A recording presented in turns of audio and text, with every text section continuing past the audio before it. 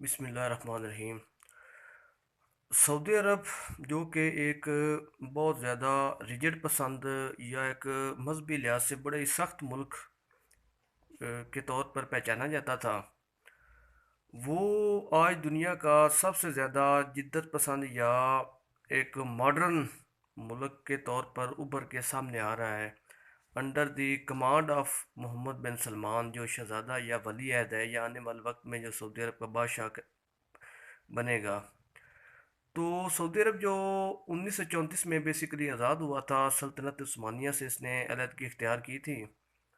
तो तब से लेकर ये एक 2 साल पहले तक, जब तक मोहम्मद बिन सलमान पावर में नहीं आया, तो ये एक बड़ा मजहबी मतलब क्योंकि मक्का और मदीना की वजह से इसकी जो हुर्मत है या सैंक्टिटी है वो मुसलमानों में, तो क्या पूरी दुनिया में बड़ी मतलब एक इज़्ज़त की निगाह से देखा जाता था।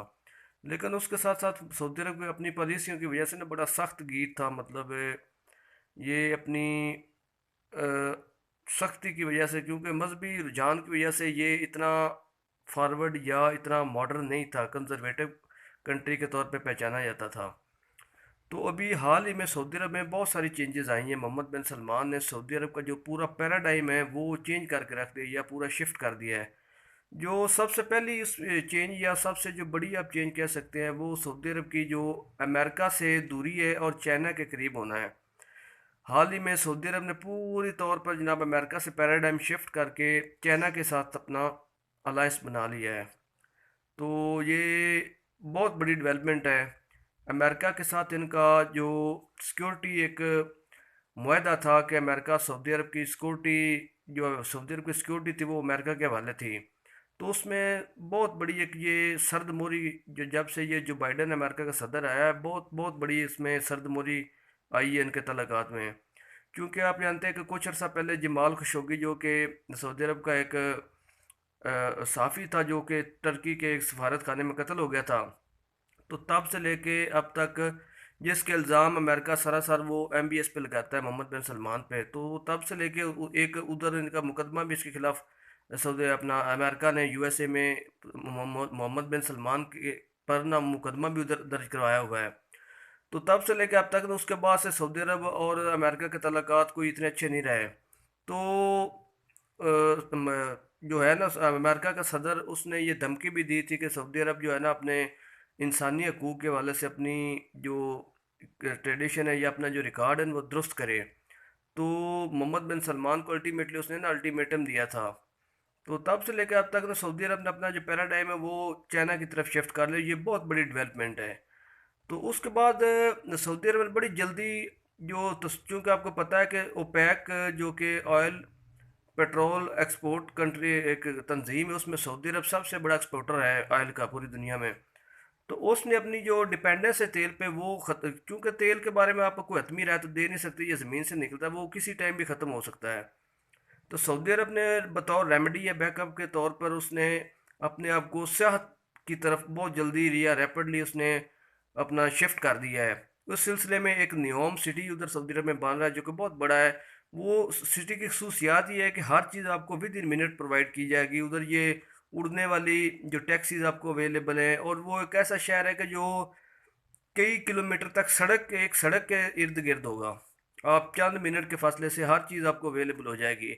दूसरा, सऊदी अरब ने रिसेंटली जो 2030 में अपना फुटबॉल का जो वर्ल्ड कप है वो सऊदी अरब में करवाने की उन्होंने ये एक अपना टारगेट बनाया कि 2030 का जो वर्ल्ड कप है फुटबॉल का फीफा का, वो सऊदी अरब में करवाया जाएगा।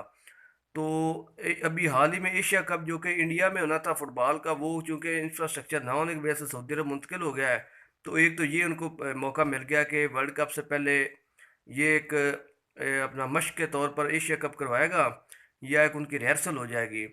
तो उसके बाद वो ना वर्ल्ड कप की तरफ जाएंगे, 2030 उनका टारगेट है। तो उसने बड़ी जल्दी सऊदी अरब ने अपने आप को मॉडर्नाइज किया। उसके साथ साथ उसने औरतों को उधर अपना ड्राइविंग करने की वो भी उन्होंने अपना अलाउ कर दिया कि औरतें ड्राइविंग भी कर सकती, जो कि इससे पहले सऊदी अरब में बड़ा मायूब समझा जाता था। न्योम शहर वो बसा रहे हैं, पूरी दुनिया की जो मॉडर्नाइज जो चीज़ें होंगी वो जनाब उधर आपको वो सिंगल विंडो में अवेलेबल होंगी। तो इस हवाले से सऊदी अरब ने अपने आप को बहुत ज़्यादा जल्दी चेंज कर लिया। हाल ही में अल नसर क्लब में क्रिस्टियानो रोनाल्डो जो कि दुनिया का बहुत बड़ा प्लेयर है, उसे जनाब उन्होंने इनवाइट किया। बहुत अरबों मतलब अरबों डॉलर का जनाब वो मुआहदा है। हाल ही में ये सुनने में आ रहा है कि 4 से 5 और बड़े बड़े प्लेयर उधर आ रहे हैं। तो सऊदी अरब आलमी जो दौड़ है उसका बहुत बड़ा एक मोहरा के तौर पर वो उभर के सामने आया है। रिसेंटली उसने सऊदी अरब पाकिस्तान में जो एक 10 अरब डॉलर की इन्वेस्टमेंट का पाकिस्तान को मतलब मुआहदा किया है। उसके अलावा चाइना में 60 अरब डॉलर की जनाब इन्वेस्टमेंट का उन्होंने मुआहदा किया है। इंडिया में 20 अरब डॉलर का मुआहदा किया है। अगर इसी तरह मामला चलते रहे तो हो सकता है ईरान के साथ भी उनके जो मामला थे, चाइना उसमें मीडिएटर का किरदार अदा करे और इनकी जो टेंशन है आपस में वो बेहतर हो जाए, बेहतरी की तरफ मामला चले जाए। तो इससे ये पूरा खित्ता जो है ना ये टोटली चेंज हो जाएगा, पैराडाइम चेंज हो जाएगा, पैराडाइम शिफ्ट हो जाएगा, अमेरिका की तरफ से शिफ्ट होकर वो चाइना की तरफ आ जाएगा। और ये इस खित्ते के लिए बड़ी फ्रूटफुल चीज़ है। साथ रशिया, सेंट्रल एशियन रिपब्लिक्स हैं, इंडिया, पाकिस्तान है, ये बहुत बड़े प्लेयर हैं आलमी तौर पर। तो ये सऊदी अरब का रिजिडनेस से मॉडर्नाइज की तरफ under the command of Mohammed bin Salman आना, ये बहुत बड़ी एक ये चेंज है।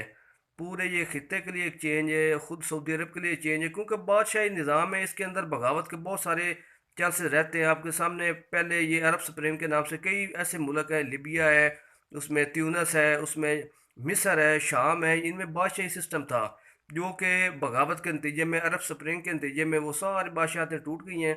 तो सऊदी अरब भी हमेशा इस चीज़ का शिकार रहता था। तो उसने with the passage of time अपने आप को मॉडर्नाइज करने के लिए और शिफ्ट किया है सारे मामलात। और सऊदी अरब बड़ी जल्दी वो सियाहत और दूसरी चीज़ों की तरफ आ रहा है।